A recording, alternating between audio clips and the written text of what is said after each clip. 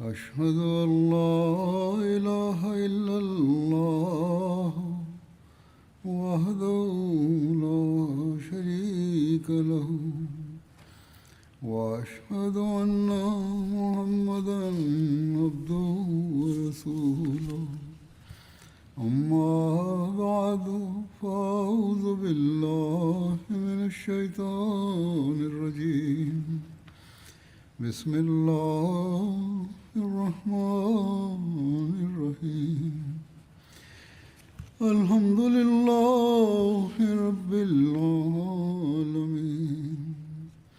الرحمن الرحيم مالك يوم الدين إياك نعبد وإياك نستعين اهدنا الصراط المستقيم صراط الذين أنعمت عليهم غير المغضوب عليهم ولا الضالين. Hari ini juga saya akan menyampaikan rincian lebih lanjut tentang peristiwa-peristiwa Fatah Mekah. Mengenai lama tinggal Rasulullah SAW di Mekah, rinciannya adalah dijelaskan sebagai berikut. Rasulullah SAW setelah datang ke Mekah dan setelah Fatah Mekah, beliau tinggal di Mekah selama beberapa hari.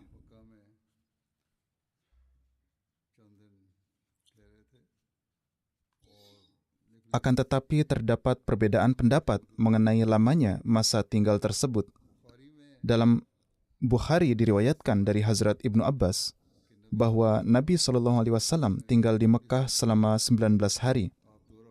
Beliau mengerjakan solat sebanyak 2 rakaat, yaitu melakukan kasar. Dalam beberapa riwayat juga disebutkan 18 atau 17 dan 15 hari. Allamah Ibnu Hajar mengedepankan riwayat yang 19 hari karena dalam kebanyakan riwayat disebutkan 19 hari dan riwayat-riwayat lainnya disimpulkan dengan cara bahwa riwayat 19 hari tersebut adalah termasuk hari masuk dan hari berangkat ke Mekah. Sedangkan mereka yang menyebutkan 17 hari tidak memasukkan kedua hari kedatangan dan kepergian. Para perawi yang meriwayatkan 18 hari telah menghitung salah satu dari kedua hari tersebut, sedangkan perawi riwayat 15 hari dengan mempertimbangkan riwayat 17 hari telah menulis bahwa riwayat yang 17 hari ini adalah asalnya, kemudian dari situ mengeluarkan hari masuk dan hari berangkat sehingga menyebutkan 15 hari. Beberapa ilmuwan orientalis juga telah menulis dalam buku-buku mereka tentang Fatah Mekah yang dialami oleh Rasulullah SAW. William Muir adalah seorang orientalis yang sangat terkenal. Ia berasal dari Skotlandia. Dalam menyebutkan Fatah Mekah, ia dalam bukunya The Life of Muhammad, sembari menyebutkan teladan suci Rasulullah SAW, menulis, pengampunan Muhammad SAW terhadap semua kesalahan masa lalu, yaitu beliau mengampuni semua kesalahan orang-orang dan melupakan semua penderitaan mereka dahulu, baik kecil maupun besar, sebenarnya adalah untuk faedah beliau SAW sendiri. Akan tetapi setelah menulis hal ini, ia terpaksa mengakui kenyataan juga. Ia berkata, tetapi untuk hal ini diperlukan hati yang lapang dan lembut. Manfaatnya memang sampai kepada beliau bahwa semua orang di kota kelahiran beliau menjadi terikat dengan beliau dan menerima ajaran beliau dengan penuh ketulusan hati dan keyakinan yang nyata. Dan setelah beberapa minggu, kita melihat bahwa 2.000 orang dari antara mereka berdiri di sisi beliau dengan penuh kesetiaan. Demikian juga William Montgomery telah menulis. Ia juga adalah seorang orientalis Skotlandia yang telah meninggal dunia dan telah mengatakan hal-hal yang sangat keras terhadap Islam dan Nabi Akram SAW dalam buku-bukunya. Akan tetapi, ia telah menulis sebuah buku yang berjudul Muhammad at Medina. Di dalamnya tertulis, di sini saya membaca terjemahannya. Sebelumnya juga saya telah membaca terjemahannya. Para pemimpin Mekkah tidak dipaksa untuk masuk Islam. Jadi dia mengakui hal ini. Para pemimpin Mekkah ini dan banyak orang lain tetap dalam kekafiran mereka. Yang paling menonjol adalah kemampuan beliau dalam memimpin dan menangani, yaitu Rasulullah SAW menangani persatuan yang ada di bawah kepemimpinannya dan membuat hampir semua orang merasakan bahwa mereka diperlakukan dengan adil. Hal ini telah menonjolkan perasaan keharmonisan, ketenangan, dan semangat dalam masyarakat Islam yang mana ini bertolak belakang dengan kegelisahan yang ada di tempat lainnya. Hal ini pasti telah menjadi jelas bagi banyak orang dan telah menarik mereka kepada Muhammad SAW. Dalam semua ini, satu hal yang pasti mengesankan bagi mereka adalah keyakinan Muhammad SAW terhadap tujuan beliau, wawasan beliau, dan hikmat beliau yang jauh ke depan. Ketika jemaat beliau masih kecil, dan beliau sebelumnya menggunakan seluruh sarana yang beliau miliki hanya untuk menyelamatkan diri dari musuh-musuh. Namun, beliau telah melahirkan gagasan Arab yang bersatu, yang akan berkembang ke arah luar, dan di mana orang-orang Mekkah kelak akan memainkan peran baru yang penting daripada peran lama mereka di bidang perdagangan. Dan sekarang, hampir semua orang, bahkan yang terbesar pun, telah tunduk di hadapan beliau. Meskipun menghadapi kesulitan-kesulitan yang cukup besar, seringkali dalam keadaan-keadaan yang sulit, akan tetapi hampir selalu dengan kepercayaan yang penuh, di mana beliau terus bergerak menuju tujuannya. Jika kita tidak yakin akan kebenaran peristiwa-peristiwa sejarah ini, jarang ada yang akan percaya bahwa seorang nabi dari Mekkah yang dianggap hina dapat kembali lagi ke kotanya sebagai penakluk. Kemudian ada seorang orientalis, yakni Arthur Gilman, yang juga adalah seorang orientalis terkenal. Ia berasal dari Amerika. Ketika menyebutkan penaklukan Mekkah dalam bukunya The Saracens, ia menulis tentang pengampunan umum Nabi Suci SAW, tentang uswah hasanah, dan juga toleransi sebagai sifat-sifat yang patut dicontoh.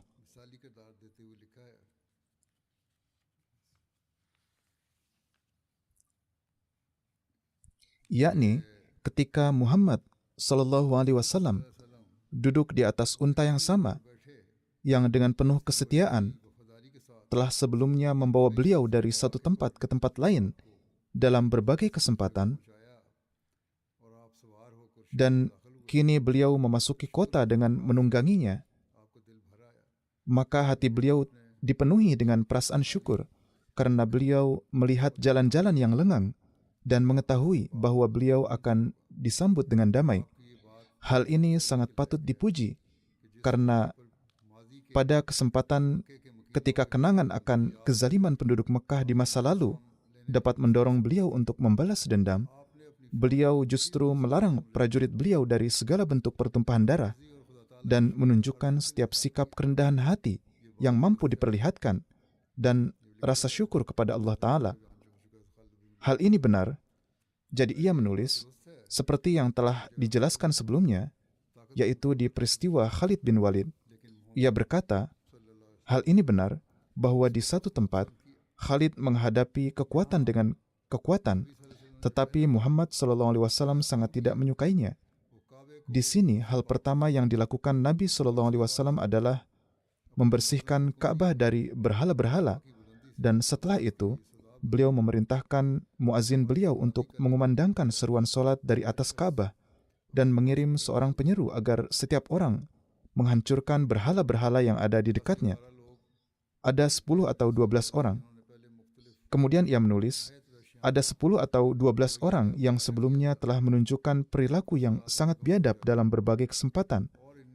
Kemudian diperintahkan untuk dihukum, dan di antara mereka ada 4 orang yang diberi hukuman mati. Tetapi perilaku ini harus saya nyatakan sebagai jauh lebih penuh kemanusiaan dibandingkan dengan perilaku para penakluk lainnya.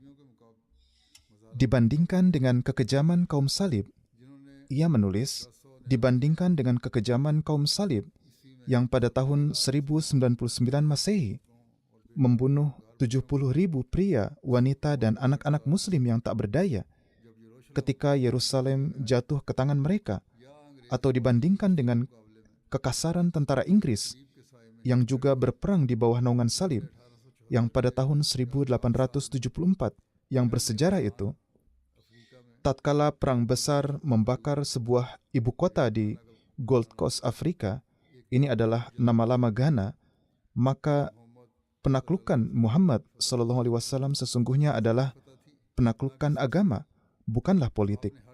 Beliau menolak segala bentuk penghormatan pribadi dan menghindari semua cara kekuasaan raja-raja, yakni ketika semua pemimpin sombong Mekah dibawa ke hadapan beliau SAW bertanya kepada mereka, "Apa yang kalian harapkan dari tanganku hari ini?" Mereka berkata, "Wahai saudara kami yang murah hati, kami mengharapkan rahmat atau belas kasih." Nabi SAW bersabda, "Maka demikianlah adanya, kini pergilah, kalian semua telah bebas." Kemudian ada seorang orientalis, Ruth Cranston, yang juga berasal dari Amerika. Dalam menyebutkan Fatah Mekah, wanita ini menulis dalam bukunya, yakni Word Faith, sebagai berikut. Pada awal tahun 630 Masehi, pada suatu hari, seorang yang hanya 10 tahun sebelumnya telah diusir dari kota ini dengan lemparan batu dan dijadikan bahan ejekan, kini memasuki kota Mekah bersama 10.000 prajurit berpengalamannya. Muhammad SAW telah memerintahkan agar tidak ada yang dibunuh. Penduduk kota harus diperlakukan dengan baik. Namun, meskipun sudah ada segala janji dan jaminan dari penduduk Mekah, pasukan mereka justru diserang, dan Nabi SAW mengalami kesulitan untuk menahan panglima perangnya, yakni Khalid, yang kini menjadi komandan pasukannya, dari tindakan balasan orang-orang Mekah yang keras.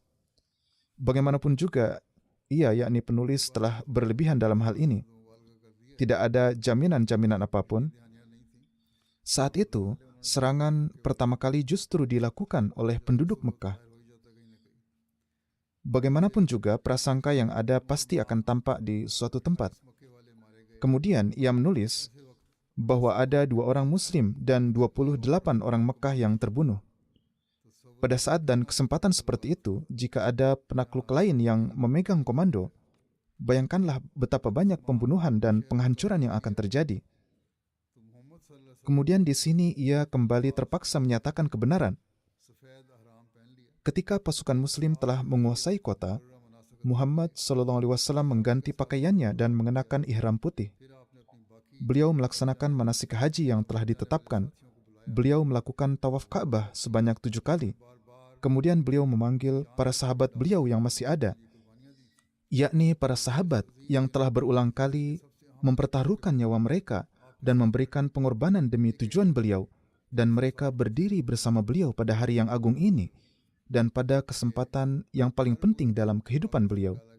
Satu persatu, 360 berhala batu, termasuk Hubal, setiap berhala dikeluarkan dari Ka'bah dan dihancurkan berkeping-keping.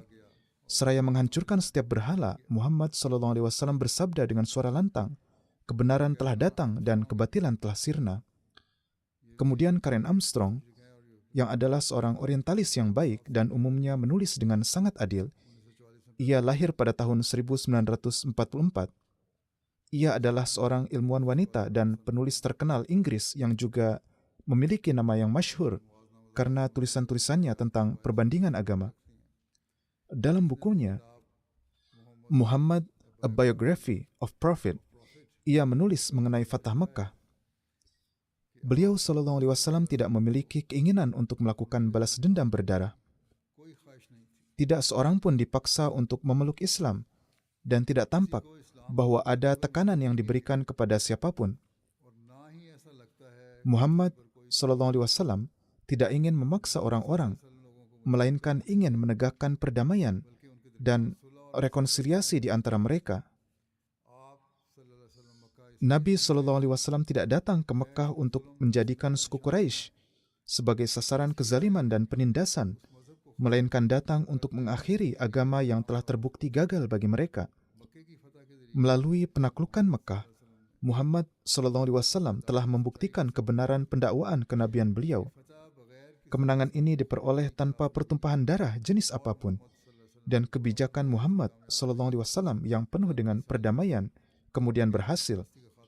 Hanya dalam beberapa tahun, penyembahan berhala di Mekah berakhir dan musuh-musuh terberat seperti Ikrimah dan Suhail menjadi Muslim yang tulus dan bergelora. Jadi bagaimanapun juga, di antara mereka ada beberapa orientalis yang meskipun sangat menentang, mereka telah menyatakan kebenaran ini, dan mereka yang malang ini terpaksa melakukannya. Mereka tidak bisa berbuat apa-apa. Ada beberapa peristiwa lagi berkenaan dengan Fatah Mekah ini. Ada peristiwa tentang taubatnya Abdullah bin Sa'ad bin Abi Sarah. Tertera bahwa ia sebelumnya telah memeluk Islam dan juga menjadi penulis wahyu. Kemudian ia murtad dan kembali pergi. Disebutkan bahwa dia juga telah ditetapkan hukuman mati. Ketika Mekah ditaklukkan, ia bersembunyi di rumah Hazrat Utsman bin Affan. Ia adalah saudara sepersusuan Hazrat Utsman. Hazrat Utsman membawanya ke hadapan Nabi SAW dan berkata, "Wahai Rasulullah, terimalah baiat Abdullah." Beliau diam untuk waktu yang lama dan kemudian menerima baiatnya. Ketika Abdullah bin Abi Sarah kembali pergi, para penulis di sini menulis bahwa perawi berkata bahwa beliau SAW bersabda kepada para sahabat, "Saya diam untuk beberapa waktu agar salah seorang dari kalian bangkit dan cepat-cepat membunuhnya." Para sahabat berkata, "Wahai Rasulullah, mengapa Anda tidak memberikan isyarat kepada kami?" Atas hal ini beliau SAW bersabda bahwa seorang nabi tidak akan memberi isyarat untuk membunuh. Dalam beberapa riwayat terdapat kata-kata, tidak dibenarkan bagi seorang nabi untuk melakukan khianat mata. Bagaimanapun juga, karena riwayat ini dan riwayat-riwayat serupa yang mirip dengannya terdapat dalam beberapa kitab sejarah, maka saya juga menyebutkannya di sini. Akan tetapi semua ini adalah meragukan karena teladan Nabi SAW yang ada, serta kesabaran yang beliau miliki adalah membuktikan bahwa semua ini adalah riwayat-riwayat yang dibuat-buat oleh sebagian orang. Kemudian dalam sebuah kitab hadis, Sunan Nasai, terdapat riwayat seperti ini juga. Pada saat Fatah Mekah, Abdullah bin Sa'ad bersembunyi di rumah Hazrat Utsman. Kemudian ketika pengumuman baiat umum dilakukan, Hazrat Utsman membawa Abdullah dan memohon agar baiat Abdullah diterima. Beliau SAW mengangkat kepala beberkat beliau dan melihat ke arahnya dan melakukan hal ini hingga 3 kali dan menolaknya. Kemudian setelah melakukan hal ini 3 kali, beliau menerima baiatnya dan setelah itu menghadap kepada para sahabat dan bersabda, "Tidakkah ada orang yang bijak di antara kalian yang ketika melihat aku tidak menerima baiatnya, lantas bangkit dan menghukumnya mati?" Para sahabat berkata, "Wahai Rasulullah, bagaimana kami bisa tahu apa yang ada di dalam hati Anda? Mengapa Anda tidak memberikan isyarat kepada kami dengan mata Anda?" Beliau SAW bersabda, "Tidaklah pantas bagi seorang nabi bahwa matanya berkhianat." Ini adalah riwayat Nasai. Akan tetapi dalam hal ini juga tidak perlu diyakini bahwa ini sebagai riwayat yang sahih. Riwayat ini juga terdapat dalam Sunan Abu Daud. Namun dalam Sunan Abu Daud terdapat juga riwayat dengan nada berbeda. di mana dalam riwayat tersebut tidak disebutkan tentang membunuh dan hal lainnya. Di dalam riwayat tersebut dinyatakan bahwa Hazrat Ibnu Abbas menuturkan, Abdullah bin Sa'ad bin Abi Sarah adalah juru tulis Rasulullah SAW. Setan telah menjadikannya sesat. Ia bergabung dengan orang-orang kafir. Pada hari Fatah Mekah, Rasulullah SAW memerintahkan untuk menghukumnya mati. Hazrat Utsman bin Affan meminta perlindungan untuknya. Maka Rasulullah SAW memberikan perlindungan kepadanya. Di sini, mengenai riwayat-riwayat semacam ini tentang Abdullah bin Sa'ad, harus dipahami dengan jelas, sebagaimana yang telah saya katakan sebelumnya, bahwa riwayat ini yang terdapat dalam kitab-kitab hadis, sanadnya telah dikritik bahwa riwayat ini lemah dari segi sanadnya. Adapun tentang beliau mengatakan mengapa tidak memberi isyarat, sesungguhnya Nabi SAW telah bersabda, saya terus diam. Beliau saat itu adalah sebagai raja yang sanggup mengatakan apapun dengan jelas. Bagaimanapun, hal penting kedua yang patut diperhatikan adalah bahwa dalam Islam tidak ada hukuman untuk yang murtad. Oleh karena itu, mengatakan tentang Abdullah bin Sa'ad bahwa ia telah menjadi murtad sehingga ia dijatuhi hukuman mati, hal ini pun tidak dapat dibenarkan. Dan selain itu, hal ini juga patut diperhatikan bahwa rincian peristiwa yang telah disebutkan tampak bertentangan dengan martabat Nabi Suci SAW, sebagaimana yang telah saya sampaikan sebelumnya. Rasulullah SAW pada hari itu tampak sebagai mazhar atau penampakan sempurna dari sifat-sifat Allah Ta'ala, yaitu Ghaffar, Sattar, dan Rahim, serta Karim. Tidak ada seorang pun yang meminta maaf, lalu beliau tidak mengampuninya, meskipun perintah untuk membunuhnya telah dikeluarkan. Selain itu, hadis ini pun tidak terdapat dalam Bukhari dan Muslim. Terlebih lagi, riwayat ini tampak bertentangan dengan prinsip dirayah, karena Rasulullah SAW saat itu juga berkedudukan sebagai seorang pemimpin yang telah meraih kemenangan. Jika hukuman mati untuk seseorang memang diperlukan, maka untuk apa beliau perlu takut kepada siapapun? Untuk apa perlu isyarat atau kiasan? Ketika Hazrat Utsman membawa Abdullah, beliau SAW seharusnya secara langsung mengatakan dengan tegas bahwa tidak, kejahatan-kejahatannya adalah sedemikian rupa sehingga ia tidak dapat diampuni. Pada hari-hari itu juga, ada kasus pencurian seorang wanita dari Banu Makhzum yang juga telah diajukan kepada Huzur SAW. Upaya-upaya pertimbangan yang sangat besar juga telah diupayakan untuknya. Hazrat Ummu Salamah dan Hazrat Usama bin Zaid telah memberikan pertimbangan mereka untuknya. Akan tetapi lihatlah bagaimana beliau SAW tetap menolak semua pertimbangan tersebut dan mempertahankan hukuman potong tangan. Jadi, jika kejahatan Hazrat Abdullah bin Sa'ad memang begitu serius, maka seharusnya dinyatakan dengan jelas bahwa tidak ada pertanyaan lagi tentang pengampunannya. Akan tetapi sebaliknya, menisbahkan sikap seperti itu kepada Nabi Suci SAW, yang mana hal ini pun bahkan bertentangan dengan adab akhlak dan tradisi umum, adalah tidak dapat diterima. Yaitu, ketika ia datang untuk berbaiat, lalu nauzubillah Rasulullah SAW diam saja agar dalam kesempatan itu seseorang dengan cepat membunuhnya. Dan ketika para sahabat tidak melakukan hal itu, beliau SAW seolah-olah mempertanyakan mereka mengapa tidak membunuh. Dan ketika para sahabat berkata bahwa beliau seharusnya memberikan isyarat dengan mata, maka beliau SAW bersabda bahwa mata seorang nabi tidak berkhianat, dan oleh karena itu tidak memberikan isyarat dengan mata. Maka nauzubillah, jika di dalam hati beliau memang ada keinginan seperti itu. Mereka ingin membuktikan bahwa di dalam hati Rasulullah SAW memang ada keinginan seperti itu, bahwa andai saja ada yang membunuhnya, tetapi tidak memberikan isyarat. Kejanggalan riwayat ini sendirilah yang menolak peristiwa tersebut.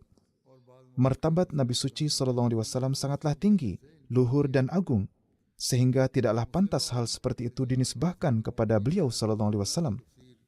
Beliau SAW adalah kokoh seperti halnya batu karang dalam menegakkan hudud atau batasan-batasan dan tidak pernah memperdulikan siapapun. Sementara itu, saat pengampunan dan rahmat, beliau SAW adalah lembut dan halus seperti halnya sutra. Beliau tidak pernah merasakan kegelisahan dan keresahan apapun. Oleh karena itu, riwayat-riwayat seperti ini mengenai baiat Abdullah bin Sa'ad adalah patut dipertanyakan, dan beberapa sejarawan serta penulis sejarah Nabi juga menolak untuk menerimanya. Hazrat Muslim Maud ketika menafsirkan ayat nomor 15 dari surah Al-Mu'minun menyebutkan peristiwa ini dengan penjelasan sebagai berikut.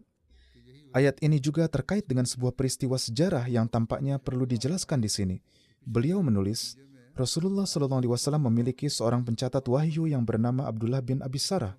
Ketika wahyu turun kepada beliau SAW, beliau memanggil dan mendiktekannya kepadanya.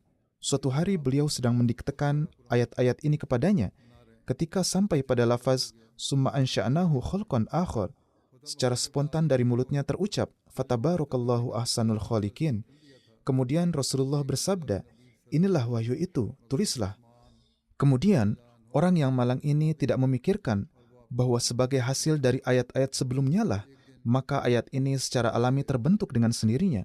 Namun ia menyimpulkan bahwa sebagaimana ayat ini keluar dari mulutnya dan Rasulullah SAW menyatakannya sebagai wahyu, maka demikian jugalah beliau SAW nauzubillah sedang membuat sendiri seluruh Al-Quran, sehingga pada akhirnya ia menjadi murtad dan pergi ke Mekah.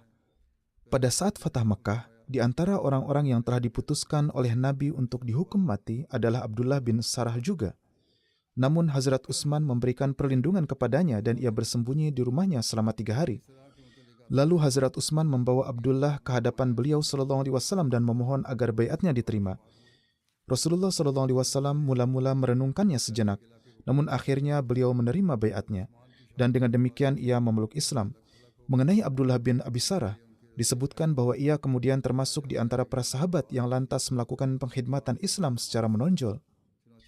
Ia menjadi gubernur Mesir, ia menjadi penakluk suatu wilayah di Afrika. Setelah syahidnya Hazrat Utsman, ia menyendiri dari berbagai fitnah. Meskipun ia adalah saudara sepersusuan Hazrat Utsman. Kemudian disebutkan bahwa ia pernah berdoa agar amalan terakhirnya adalah solat. Dan ia wafat saat hendak mengucapkan salam ke kiri. Kewafatannya terjadi pada tahun 36 atau 37 Hijriah. Kemudian ada penyebutan tentang masuk Islamnya Ikrimah bin Abi Jahal. Ikrimah bin Abu Jahal termasuk di antara orang-orang yang sebelumnya telah diperintahkan untuk dihukum mati oleh Rasulullah SAW. Ketika ia mengetahui bahwa Rasulullah telah memerintahkan untuk menumpahkan darahnya, maka ia melarikan diri ke arah Yaman. Meskipun dalam permusuhannya terhadap Islam, ia telah melebihi ayahnya, yakni Abu Jahal, dan mungkin saja perintah untuk membunuhnya telah diberikan, namun hal ini juga masuk akal bahwa para pemimpin dan kepala suku Mekah yang selalu berada di garis depan dalam menentang Islam, dan setiap harinya membuat rencana melawan Islam dan Nabi SAW, setelah Fatah Mekah, mereka sendiri pasti berpikir bahwa perbuatan mereka telah sedemikian rupa aniaya, sehingga pengampunan mereka tidaklah mungkin terjadi dalam keadaan apapun, dan kemungkinan besar mereka akan dihukum mati. Maka dengan pemikiran ini, mereka melarikan diri dari sana, dan sebenarnya mereka sama sekali tidak mengharapkan sikap rahmat, pengampunan, dan pemaafan Rasulullah SAW yang sangat besar. Dan memang mereka juga tidak memiliki gambaran tentang hal itu. Oleh karena itu, mereka menganggap lebih baik untuk menyelamatkan nyawa dan melarikan diri.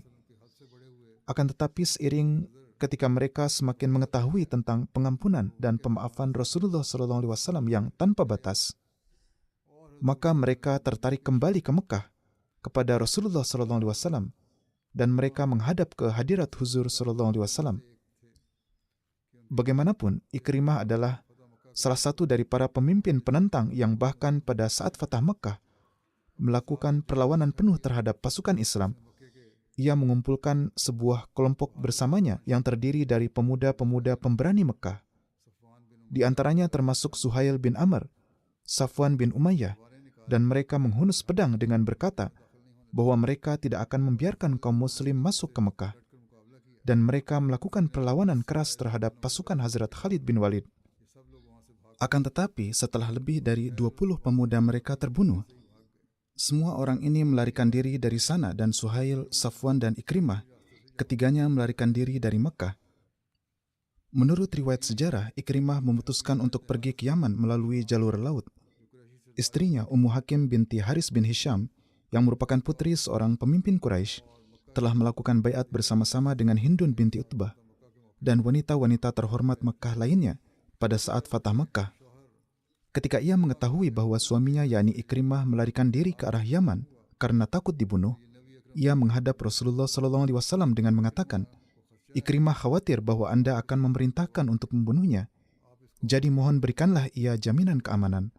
Maka Huzur SAW bersabda, ia ada dalam jaminan keamanan.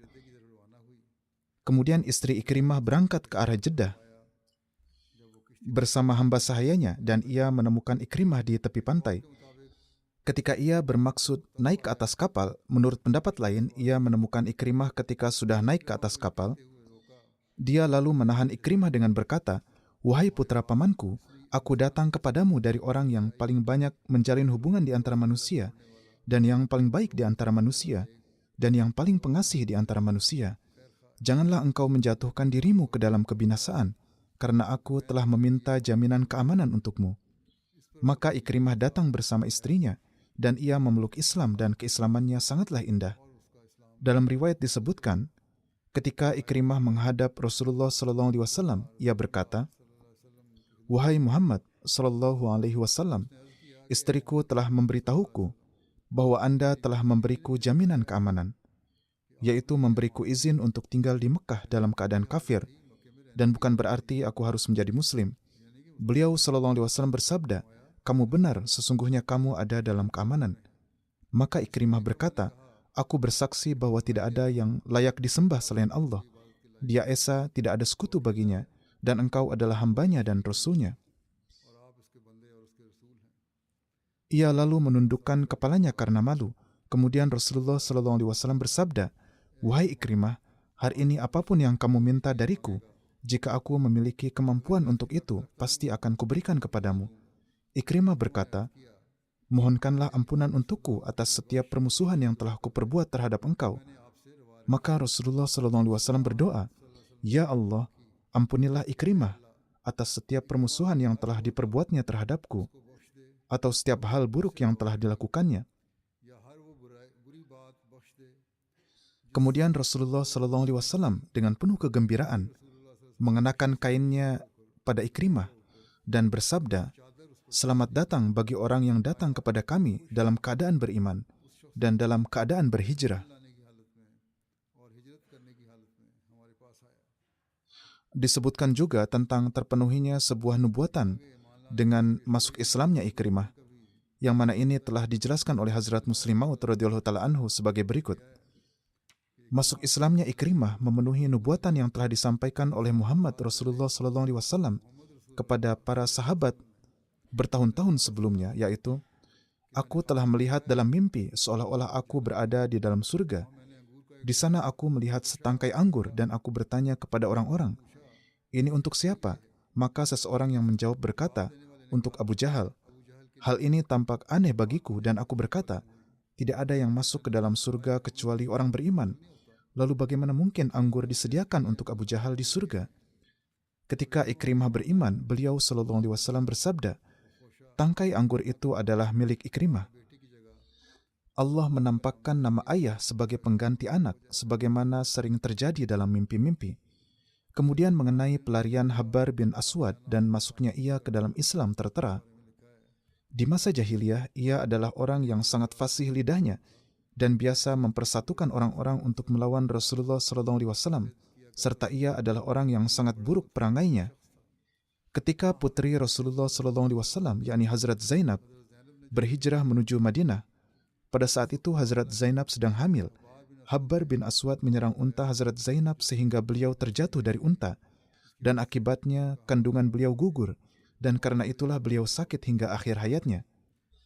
Rasulullah SAW telah memerintahkan untuk menghukumnya mati. Dimanapun ia terlihat, ia harus dihukum mati. Pada saat Fatah Mekah, karena ketakutan inilah ia melarikan diri dari Mekah dan terus bersembunyi di hutan-hutan. Setelah Fatah Mekah, ketika Rasulullah SAW kembali ke Madinah, ia kemudian datang menghadap Rasulullah SAW. Ketika ia menghadap Rasulullah, para sahabat melihatnya dan mulai menyampaikan kepada Rasulullah bahwa Habbar datang. Beliau bersabda, "Ya, aku telah melihatnya. Jangan katakan apa-apa kepadanya." Habbar mendekat dan berkata, "Wahai Rasulullah, semoga keselamatan atas engkau. Aku bersaksi bahwa tidak ada Tuhan selain Allah, dan engkau adalah Rasul Allah. Aku telah melarikan diri dari engkau dan berkeliling di seluruh wilayah, dan aku juga ingin bertemu dengan orang-orang asing. Kemudian aku mengingat keberkatan dan kemurahan hati engkau, serta kebaikan dan pemaafan yang engkau berikan kepada orang-orang yang melakukan kezaliman. Wahai Rasulullah, kami adalah orang-orang yang musyrik. Allah telah memberikan kepada kami petunjuk melalui engkau dan menyelamatkan kami dari kebinasaan. Maafkanlah kezaliman-kezalimanku dan kesulitan-kesulitan yang terus aku timpakan kepada engkau. Aku mengakui perilaku burukku dan dosa-dosaku. Perawi berkata, pada saat itu aku terus memandang Rasulullah SAW. Beliau SAW menundukkan kepala karena tersentuh atas permintaan maaf Habbar dan bersabda, aku telah memaafkan engkau, aku memaafkan kesalahan-kesalahan engkau sebelum masuk Islam. Hazrat Muslim Maud radhiyallahu ta'ala anhu juga telah menulis peristiwa sebagai berikut. Di antara orang-orang yang diperintahkan untuk dihukum mati adalah orang yang menjadi penyebab kewafatan putri Rasulullah SAW, yakni Hazrat Zainab. Orang ini bernama Habbar. Ia telah memotong tali pengikat pelana unta Hazrat Zainab radhiyallahu ta'ala anhu, sehingga Hazrat Zainab terjatuh dari unta. Akibatnya, kandungannya gugur dan setelah beberapa waktu beliau wafat. Selain kejahatan-kejahatan lainnya, kejahatan ini juga membuatnya layak untuk dihukum mati. Orang ini juga kemudian menghadap Rasulullah SAW dan berkata, wahai Nabi Allah, aku telah melarikan diri darimu menuju Iran. Kemudian aku berpikir bahwa Allah Ta'ala telah menghilangkan pemikiran-pemikiran syirik kami melalui nabinya dan menyelamatkan kami dari kebinasaan rohani. Mengapa aku tidak mendatangi beliau daripada pergi kepada orang-orang asing dan mengakui dosa-dosaku serta meminta maaf kepadanya? Rasulullah SAW bersabda, Habbar, ketika Allah telah menanamkan kecintaan Islam dalam hatimu, mengapa aku tidak memaafkan kesalahan-kesalahanmu? Pergilah, aku telah mengampunimu. Islam telah menghapus semua kesalahan-kesalahanmu yang terdahulu. Alhasil, orang ini telah diampuni. Akan tetapi mengenai Abdullah, dikatakan bahwa ia tidak. Lalu dikatakan bahwa mengapa tidak memberi isyarat. Rasulullah SAW tidak bermaksud untuk itu. Bagaimanapun, ada seorang lainnya juga yang bernama Ka'ab bin Zuhair bin Abi Sulami.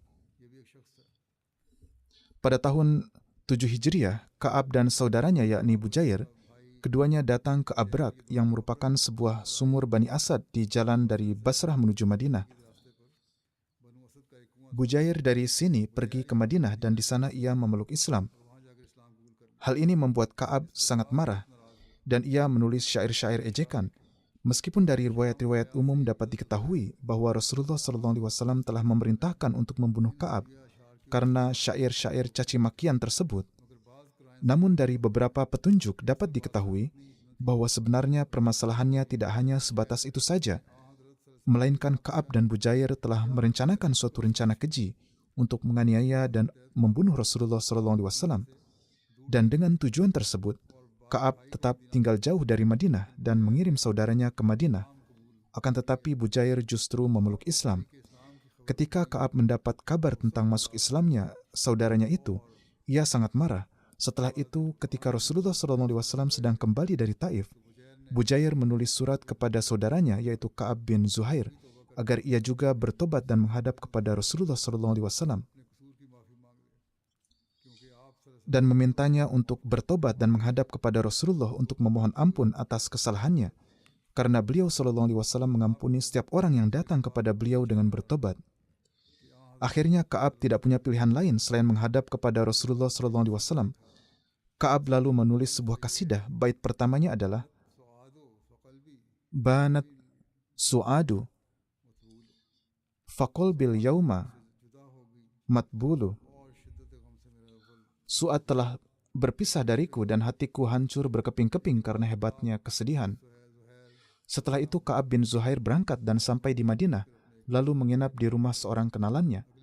Keesokan harinya orang itu membawa Ka'ab menghadap kepada Rasulullah SAW. Ketika Rasulullah selesai dari sholat subuh, orang itu menunjuk ke arah Rasulullah dan berkata kepada Ka'ab, inilah Rasulullah SAW, berdirilah dan mintalah perlindungan kepada beliau.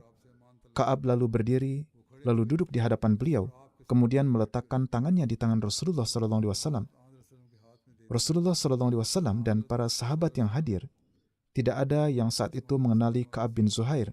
Ka'ab berkata, "Wahai Rasulullah, Ka'ab bin Zuhair ingin datang kepada engkau untuk memperoleh jaminan keselamatan dan bertobat serta masuk Islam. Jika aku membawanya kepada engkau, apakah engkau akan menerima taubatnya?" Rasulullah SAW bersabda, "Ya." Kemudian Ka'ab berkata, "Aku adalah Ka'ab bin Zuhair." Mendengar hal ini, seorang Muslim Ansar berdiri dan berkata, "Wahai Rasulullah SAW, serahkanlah musuh Allah ini kepadaku, agar aku dapat memenggal lehernya." Namun Rasulullah SAW bersabda, "Biarkanlah ia.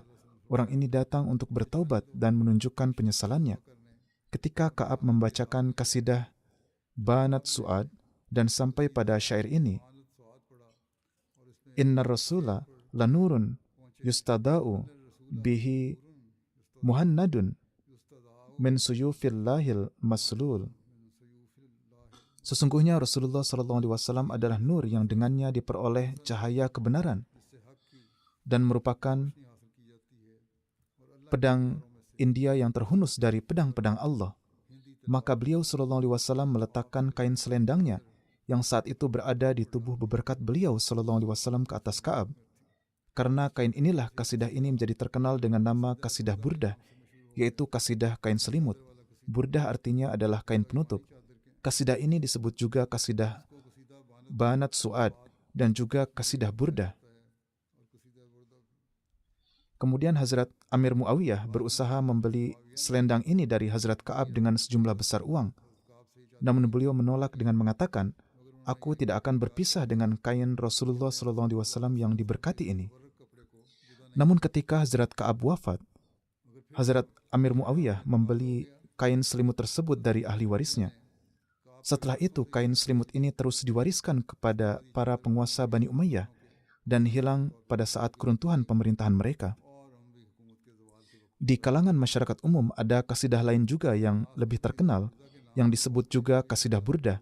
Kasidah ini ditulis oleh Imam Syarfuddin Al-Busiri. Kasidah ini juga disebut kasidah Burdah, karena ketika beliau menulis kasidah ini untuk memuji sanjung Nabi SAW, beliau bermimpi bahwa Rasulullah SAW menyelimuti dirinya dengan kain selimut beberkat beliau SAW, yang kemudian masih ada di bahunya ketika beliau terbangun. Dikatakan bahwa Imam Busiri menderita kelumpuhan dan sembuh berkat keberkatan kain selimut beliau. Alhasil ini adalah sebuah kisah yang diceritakan, dan kisah-kisah seperti ini memang ada. Kemudian ada juga riwayat tentang penerimaan Islam oleh beberapa penentang Islam yang keras lainnya, dan bagaimana mereka memperoleh pengampunan. Hal ini akan disampaikan selanjutnya. Mulai Jumat depan, insyaAllah ta'ala, Jalsah Salana Jemaat Ahmadiyah Inggris juga akan dimulai. Untuk itu juga berdoalah. Semoga Allah Ta'ala dengan karunia-Nya menjadikan jalsah ini penuh berkat dan senantiasa melimpahkan karunia-Nya pada setiap program yang ada. Semoga Allah Ta'ala melindungi dari kejahatan setiap orang jahat dan yang bermaksud merugikan atau siapapun yang berniat merugikan. Para tamu yang datang dari dalam negeri atau dari luar negeri, semoga Allah Ta'ala membawa mereka dengan selamat dan menjaga mereka dalam perlindungannya dalam segala hal di sini. Tamu-tamu pribadi yang datang untuk jalsah atau yang pengaturannya dilakukan di bawah bidang penerimaan tamu, semoga Allah Ta'ala memberikan taufik kepada setiap tuan rumah untuk menunaikan hak penyambutan tamu mereka. Para panitia yang mengajukan diri mereka dengan antusias dan semangat untuk tugas-tugas jalsah, semoga Allah Ta'ala memberikan taufik kepada mereka semua untuk berkhidmat dengan ikhlas di bidangnya masing-masing, dan semoga mereka dapat mengkhidmati para tamu dengan penuh penghormatan dan penghargaan, serta dengan kelembutan dan keramahan. Terkadang, karena banyaknya pekerjaan dan kurangnya tidur, keramahan beberapa panitia pun menjadi terpengaruh. Akan tetapi setiap panitia yang bertugas di bidang apapun harus menjalani hari-hari ini dengan merenungkan bahwa Allah Ta'ala telah memberikan taufik kepada mereka untuk mengkhidmati para tamu Hazrat Masih Maud alaihissalatu wassalam. Tuhan telah memberikan kesempatan ini kepada mereka. Oleh karena itu, untuk hal ini, mereka akan mempertahankan semangat pengkhidmatan mereka dengan melakukan setiap pengorbanan dan tidak akan menunjukkan sikap buruk apapun, dan senyuman akan selalu tampak di wajah mereka. Baik para pemudi atau wanita, atau para pemuda atau laki-laki yang sudah berusia lanjut, baik para atasan atau para panitia secara umum, baik panitia yang memasak dan mengatur langgar hana atau yang menyajikan makanan, baik para panitia keamanan atau panitia parkir, baik para panitia kebersihan atau yang bertugas memasang tanda petunjuk di dalam maupun di luar, atau orang-orang yang ditugaskan di pintu masuk gerbang, para perempuan yang bertugas di tenda anak-anak, atau perempuan dan laki-laki serta pria dan wanita yang bertugas di jalsaga utama, semuanya harus selalu menjalankan tugas mereka dengan senyuman di wajah mereka. Semoga Allah Ta'ala memberikan taufik untuk hal ini. Namun bersamaan dengan ini juga, pengawasan yang ketat juga harus dilakukan terhadap setiap orang, agar tidak ada seorang pun yang berani untuk melakukan kejahatan. Semoga Allah Ta'ala memberikan taufik kepada semua panitia untuk berkhidmat dengan cara yang terbaik dan mereka menjadi orang-orang yang memperoleh karunia Allah Ta'ala.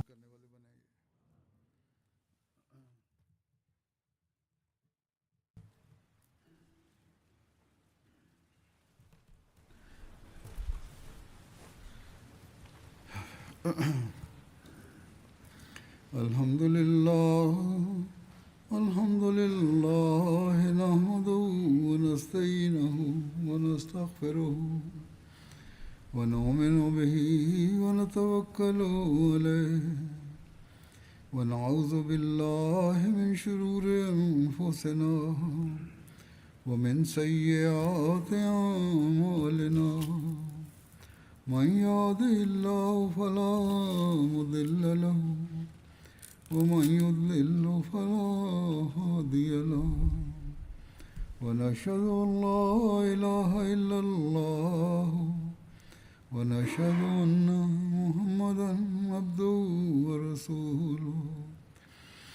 عباد الله رحمكم الله، إن الله يأمر بالعدل والإحسان وإيتاء ذي القربى وينهى عن الفحشاء والمنكر والبغي يعظكم لعلكم تذكرون.